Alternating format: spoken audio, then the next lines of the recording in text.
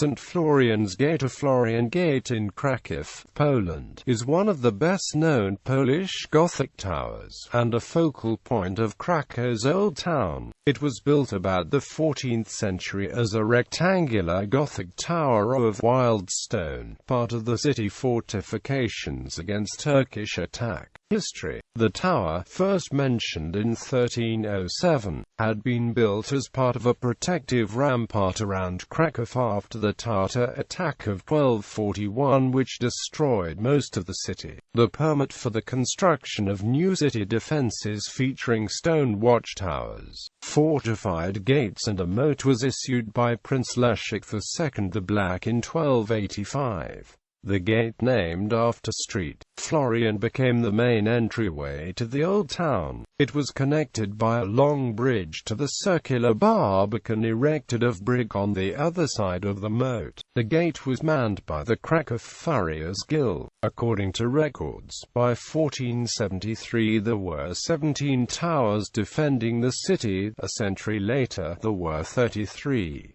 At the height of its existence, the wall featured 47 watchtowers and 8 gates.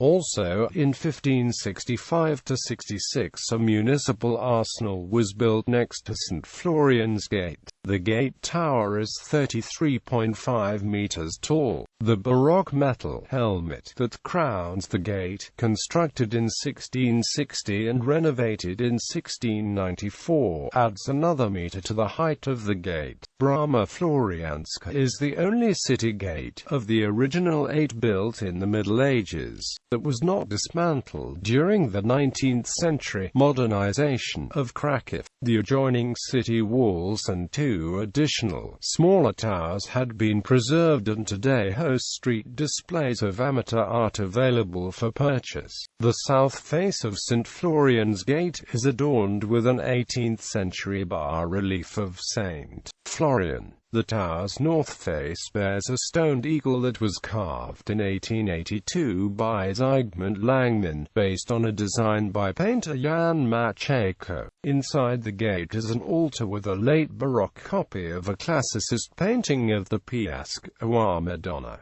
Royal Route. Krakow's Royal Road begins at St. Florian's Gate, and the gate is a terminating vista at its north end. Through it once entered kings and princes, foreign envoys and distinguished guests, and parades and coronation processions. They traveled up Ulika Florianska to the main market square, and on up Ulika Grodzka to Warel Castle. By the beginning of the 19th century, the expanding city had largely outgrown the confines of the old city walls. The walls had been falling into disrepair for 100 years due to lack of maintenance after the foreign partitions of Poland. The stagnant moat fed by the Rudwa River was a dump for illegal garbage and posed health concerns for the city. Such dire circumstances inspired Emperor Franz I of Austro-Hungary to order the dismantling of the city walls. However, on January 13, 1817, Professor Felix Radwanski of Jagiellonian University managed to convince the session of the Senate of the Republic of Kraków to legislate the partial preservation of the old fortifications, St. Florian's Gate and the adjoining Barbican city walls. Until the 19th century, Kraków had massive medieval city walls. The inner wall was some 2.4 meters wide and 6 to 7 meters high. 10 meters outside the inner wall was an outer, lower one.